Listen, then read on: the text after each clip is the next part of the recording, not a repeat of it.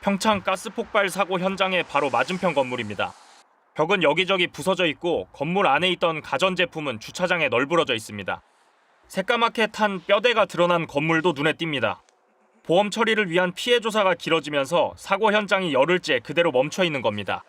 폭발 피해를 입은 건물 중 한 곳입니다. 뒤쪽으로 보시는 것처럼 날카롭게 깨진 유리 조각들이 그대로 방치되어 있습니다. 이재민들의 고통은 더 심합니다. 5가구 16명이 하루아침에 집을 잃었습니다. 친척집이나 마을 회관, 모텔, 수련원을 전전하고 있습니다. 밥그릇 하나, 숟가락 하나 제대로 챙겨 나오지 못했습니다. 짐이라야 옷가지 몇 개를 담은 가방 정도가 전부입니다. 집뿐만 아니라 꽃집이나 학원 같은 사업장까지 잃은 사람도 있습니다. 학부모들은 학교를 다녀야 하는 자녀들이 더 걱정스럽습니다. 제일 불편했던 거는 아무래도 저희가 가족끼리 이렇게 같이 모여 있다 보니까 개인 공간도 없이 아이들이 하루 종일 이렇게 또 방학 기간이고 한데 뭐 다른 거 할 수도 없는 상황으로. 충전소 운영회사는 피해자 대책위원회와 협의해 최대한 빨리 피해를 보상하겠다고 밝힙니다. 차량 렌트라든가 아니면은 가정에 우선 긴급히 처리해야 될 사안들 처리가 된 후에 우리가 비용을 부담을 하던가 그런 쪽으로 먼저 한번 의논을 해보겠습니다. 하지만 피해액 산정을 놓고 충전소와 주민들이 합의점을 찾기까지 얼마나 걸릴지 알 수 없습니다. 또 합의가 이뤄지더라도 이재민들의 유랑이 언제 끝날지는 쉽게 가늠하기 힘든 상황입니다. KBS 뉴스 조휴연입니다. 강원도 평창의 가스 충전소 폭발 사고의 원인을 밝히기 위한 경찰 수사가 계속되고 있습니다. KBS는 사고 원인과 발화 지점을 유추할 수 있는 폭발 당시의 영상 2개를 확보하고 전문가들과 함께 분석했습니다. 조희연 기자가 전해드립니다.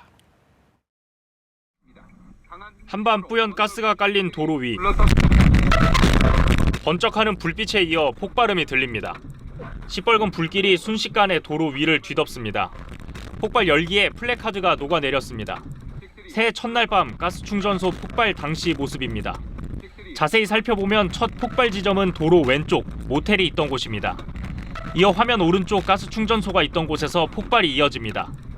화면을 본 화재 전문가는 모텔 주변 차량에서 불꽃이 튀면서 폭발이 시작됐을 것으로 분석했습니다. 가스가 차량을 덮을 만큼 누출이 될 경우에는 산소 부족 현상이 발생해서 엔진이 꺼지게 되고 이때 다시 시동을 걸려고 하면 그 점화 플러그에 불꽃이 발생하면서 이것이 폭발로 이어질 수가 있습니다. 폭발 직전 충전소를 비추던 CCTV 영상에선 가스 누출 과정이 확인됐습니다. 환한 빛이 보이는 화면 오른쪽 위에서 갑자기 흰 가스가 뿜어져 나옵니다. 불과 1분 만에 도로 맞은편까지 뒤덮어버립니다. 한 시민이 서성거리더니 5분 뒤 충전소 사무실에서 직원들이 가스가 새기 시작한 곳으로 뛰어갑니다. 충전소 운영업체 대표는 탱크로리에 가스를 충전하다 가스가 샜다고 설명했습니다. 탱크로리가 갑자기 움직이면서 가스 공급 호스가 차에서 떨어졌다는 겁니다. 이건 이제 결속장치라고 있는데 이 결속장치를 아마 완전하게 탈부착을 안 한 상태에서 약간 띄워놓고 이렇게 차고 움직여야 되는데 경찰은 충전소 직원과 탱크로리 기사 등을 상대로 사고 원인과 과실 여부를 조사하고 있습니다. KBS 뉴스 조희연입니다.